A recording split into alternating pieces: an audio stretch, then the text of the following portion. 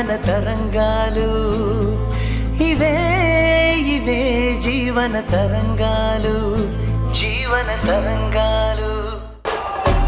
ఈ చైన్ నా దగ్గర కాకుండా నీ దగ్గర ఉండాలంటే చెప్పు. ఈ చైన్ని నీకే తిరిగిచ్చి మీ అన్నయ్య దగ్గర డబ్బులు వసూలు చేస్తా. ఏమంటావు? ఆఫర్ నచ్చిందా? నీ మాటల్ని అంత ఈజీగా నమ్మి ఇన్నోసెంట్ని కాను. ఆ చైన్ నాదే నీకెలా తెలుసు? నేను మరీ అంత ఆణిముత్యాన్నేం కాదు. నాకు ఆ మాత్రం తెలీదని నువ్వు అనుకోవద్దు. ఎందుకంటే అప్పు తీసుకున్న వాళ్ళెవ్వరూ మెడలో గొలుసేసుకొని తిరగరు.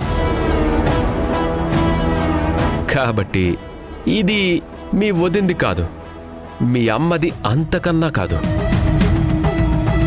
ఈ చైన్ డిజైన్ స్టైల్ని బట్టి ఇది పెళ్ళిడికొచ్చిన అమ్మాయి వేసుకునేదే అని నేను కనిపెట్టేశాను. బాగా కనిపెట్టాను కదా? మరి మీ ఇంట్లో పెళ్లి కావాల్సిన దానివి నువ్వే కదా. నీతో మాట్లాడే ఇంట్రెస్ట్ నాకు లేదు. మా అన్నయ్య ఈఎంఐ కింద చైన్ పెట్టాడన్నావు కదా, ఈఎంఐ కట్ చేసుకొని మిగిలిన అమౌంట్ తిరిగి ఇచ్చేసాయి. అరెరే, మీ అన్నయ్య నాతో అలా చెప్పలేదే. చైన్ మొత్తం తీసుకోమన్నాడే. ఈరోజు చైన్ అమ్మేశాడు.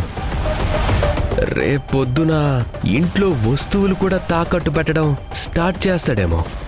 కొంచెం జాగ్రత్తగా చూసుకోండి. మాటలు మర్యాదగా రానివ్వు. అప్పిచ్చావు, వసూలు చేసుకో. అంతేగాని మా ఇంట్లో మనుషుల గురించి కామెంట్ చేయొద్దు. ఇంకోసారి ఇలా మాట్లాడితే నా రియాక్షన్ మరోలా ఉంటుంది. Be careful. సూపర్, బా, వండర్ఫుల్. మీ ఫ్యామిలీ వాళ్ళని బాగానే వెనకేసుకొస్తున్నావు. నీ కాంప్లిమెంట్స్ నాకు అవసరం లేదు. ఫోన్ పెట్టాయి. ఆగా, నీకు ఒక ఇంపార్టెంట్ విషయం చెప్పాలని కాల్ చేశాను. చెప్పావు కదా, ఇంకేంటి? ఇప్పటి వరకు డూప్లికేట్ టాపిక్ చెప్పాను. ఇప్పుడు ఒరిజినల్ టాపిక్ వస్తున్నా. మీ అన్న నా దగ్గర నీ చైన్ తాకట్టు పెట్టలేదు. ఈరోజు మనం రోడ్డు మీద కలిసాం కదా, నువ్వు తిరిగి వెళ్ళేటప్పుడు నీ చైన్ జారి కింద పడినట్టుంది. నీకు తిరిగిద్దామనే లోపు నువ్వు వెళ్ళిపోయావు. నేను జస్ట్ సరదాగా జోక్ చేశా. మీ అన్న మీద చెప్తే నీ రియాక్షన్ ఎలా ఉంటుందో తెలుసుకుందామని అలా చెప్పాను. షటప్. నువ్వొక ఫూల్వి. నీకు మనసంటూ లేదు. మనుషుల ఇమోషన్స్తో ఆడుకోవడం నీకు సరదాగా ఉన్నట్టుంది. నీకు ఆడుకోవాలనుంటే ఏ కుక్కలతోనో పిల్లలతోనో ఆడుకో. అంతేకాని మనుషులతో ఆడుకోవాలని చూడకు. గట్టిగా దెబ్బతింటావు. Cool down. మా నాన్న నేనేదైనా తప్పు చేస్తే నలుగురి ముందు ఉన్నా సరే నన్ను నానా మాటలంటాడు. కనీసం కన్న కొడుకుననే కనికరం కూడా చూపించడు. కానీ నువ్వు మీ ఇంట్లో వాళ్ళని సపోర్ట్ చేస్తూ మాట్లాడడం, వాళ్ళని ఇంకోసారి ఏమీ అనొద్దని వార్నింగ్ ఇవ్వటం చూస్తుంటే నాకు చాలా బాగా ముచ్చటేస్తుంది. ముందు నా చైన్ ఎప్పుడు ఇస్తావో చెప్పు. రేపొచ్చి తీసుకో.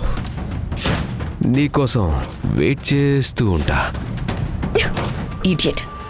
రేపు చైన్ తీసుకున్నాక చెప్తాను వాడి సంగతి.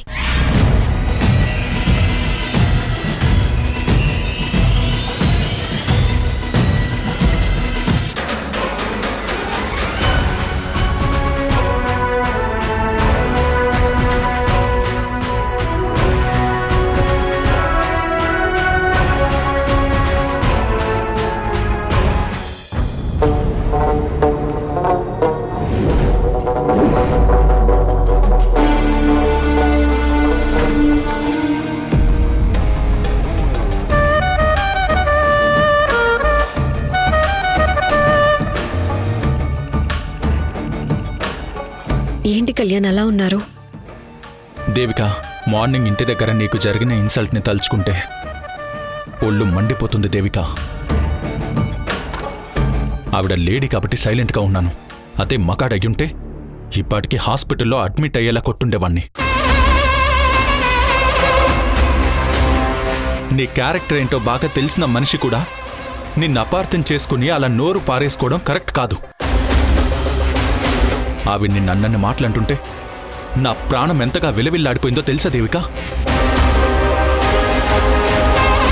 నా గొంతుని ఎవరో నొక్కి పట్టినట్టు ఊపిరాడక కాళ్ళు చేతులు బిగుసుకుపోయినట్టు అనిపించింది.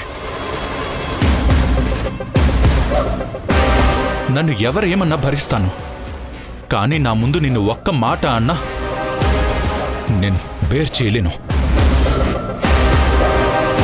ఆవిడ మీ రిలేటివ్ కాబట్టి ఇంకా ఎక్కువగా మాట్లాడలేకపోయా, లేదంటే ఆవిడతో నా బిహేవియర్ వేరేలా ఉండేది. మొన్న ఆఫీస్లో నీకు జరిగిన అవమానం కన్నా ఇదేం పెద్దది కాదు కళ్యాణ్. ఇంతకుముందు ఎవరైనా నిన్ను ఒక చిన్న మాట అంటే నువ్వు పడేవాడివి కాదు. కానీ ఆఫీస్లో మీ ఎంప్లాయ్ నిన్ను కాలర్ పట్టుకొని నిలదీస్తుంటే నువ్వు తనకి నీ సిచ్యువేషన్ అర్థమయ్యేలా చెప్పాలని చూసావే కానీ ఆవేశానికి వెళ్ళి చేయి చేసుకోలేదు. ఆ విషయంలో ఎంతో పేషెన్స్తో ఉన్న నిన్ను చూసి నేను చాలా ఆశ్చర్యపోయాను. నా కోసం మారిపోయి అన్నింటినీ భరిస్తున్న నీ గొప్ప మనసుకి థ్యాంక్స్ చెప్పడం తప్ప నేనేమీ చేయలేననిపిస్తుంది కళ్యాణ్. నాకు నువ్వు, నీకు నేను అనుకున్నప్పుడు మిగిలినవేవి మనసుకి కష్టంగా అనిపించవు దేవిక. నేను కూడా బిజినెస్ చేసి దేవిక భర్త మంచి బిజినెస్ పర్సన్ అయ్యాడని అందరూ గొప్పగా చెప్తూ ఉంటే నువ్వు విని హ్యాపీగా ఫీల్ అయ్యేలా చేయాలని ట్రై చేశాను. కానీ బ్యాడ్ లక్, బిజినెస్ లాస్ అయింది.